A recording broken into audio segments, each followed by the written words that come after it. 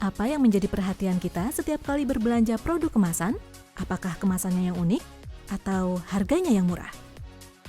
Selain dari itu, ada hal yang perlu kita cermati sebelum membeli produk kemasan. IPBpedia kali ini akan membahas bagaimana cara untuk memahami fungsi tanggal kadaluarsa yang tertera pada kemasan produk. Pada kemasan produk pangan, terdapat label berisi informasi-informasi seperti komposisi produk, nilai gizi, cara penggunaan, sampai dengan keterangan tanggal kadaluarsa. Label informasi tersebut tentunya penting untuk diketahui oleh konsumen. Ya, tujuannya adalah tadi memberikan informasi kepada konsumen sehingga konsumen itu akan mampu memilih berdasarkan pada informasi yang benar mengenai produk pangan itu. Jenisnya apa sih itu, dan kemudian terbuat dari apa, kandungannya apa saja, dan kemudian ada nggak komponen-komponen yang saya harus jauhi sebagai konsumen. Misalnya saya sedang diet misalnya, saya tidak menghendaki mengkonsumsi pangan dan kandungan kalorinya terlalu tinggi. Nah, informasi itu harus ada di dalam label tersebut ya. Dan kemudian juga, saya adalah konsumen muslim misalnya yang menghendaki produk pangan yang halal. Nah, itu juga perlu ada di situ.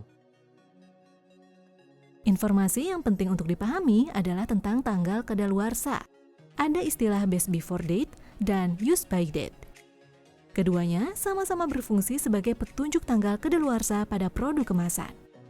Namun ternyata antara best before date dan use by date memiliki arti yang berbeda.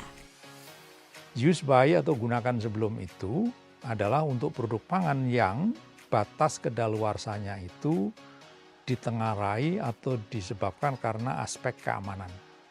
Artinya apa? Artinya setelah mencapai tanggal itu, maka dia dinyatakan tidak lagi aman untuk dikonsumsi. Tetapi kalau best before atau sebaiknya digunakan sebelum, itu boleh dikatakan hanya saran saja, sebaiknya digunakan sebelum. Gitu. Artinya setelah itu bisa digunakan nggak? Ya boleh, tetapi tidak sebaiknya, kan gitu. Ya. Dengan kata lain sebetulnya boleh, masih bisa digunakan, hanya mutunya tidak lagi prima.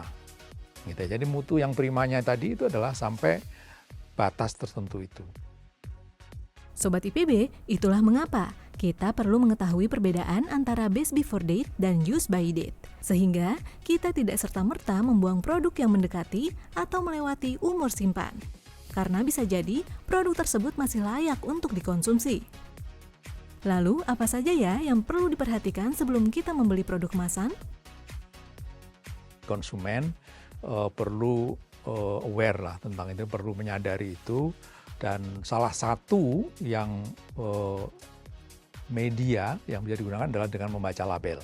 Di samping itu, yang khusus berupa keterangan kadaluarsa, maka itu adalah tadi ada dua sebetulnya, tetapi sayangnya kita baru menggunakannya satu, yaitu mutu, dengan bahan mutu, sehingga kata-katanya adalah sebaiknya digunakan sebelum. Jadi cek itu, dan kemudian kalau memang itu sudah mendekati atau melewati, bahkan misalnya kalau lewatnya nggak terlalu banyak, kemudian bisa aja dicoba ya, dan kemudian dibuka ya, dibaui apakah ada tanda-tanda yang aneh dari produk pangan itu, baunya sudah tidak bagus, nah itu sebaiknya dibuang. Tapi kalau semuanya masih kondisinya oke, apalagi kalau itu nanti dimasak lagi, menurut saya sayang kalau dibuang sebetulnya ya. Tetapi yang tidak boleh dilakukan itu adalah memperjualbelikan produk yang sudah demikian itu, karena itu dilarang oleh hukum. Jadi jangan lupa untuk memperhatikan secara seksama tanggal best before date dan use by date pada produk yang akan kita konsumsi.